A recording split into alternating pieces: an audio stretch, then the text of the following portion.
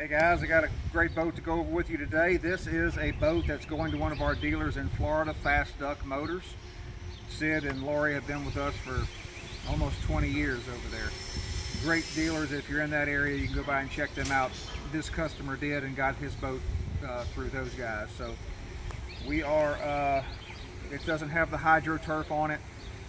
They'll be putting that on later, but wanted to go over this boat because you don't see this setup very often in an 1854 hunt deck, but that's what this is, an 1854 hunt deck.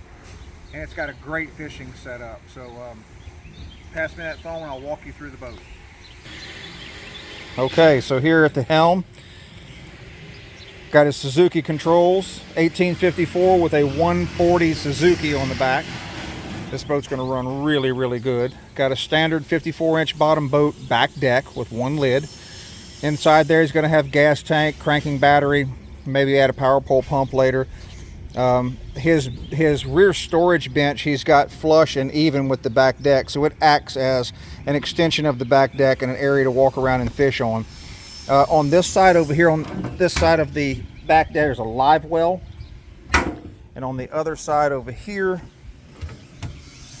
is a ice chest. Removable lean post. They're going to put a hydroturf pad on that as well when they get it. Got a shelf underneath there and a little drop down box for his mount for his switches and 12-volt plugs and USB ports.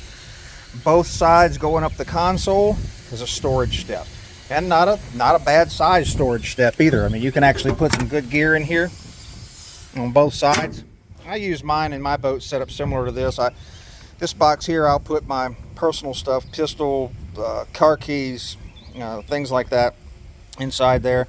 And I'll keep the remote control to the trolling motor and the power poles in there, so that when I walk down the side of the boat to go launch my boat, I can reach over in there and put my stuff in and grab my remotes out as I'm getting the boat ready to launch. So the other side, I keep sunscreen and mosquito dope and just things like that, first aid kit and things like that that I need that I never really have to access very often. I keep it in there, but functionally wise, on the layout of the boat, they act as a step to get to the front deck.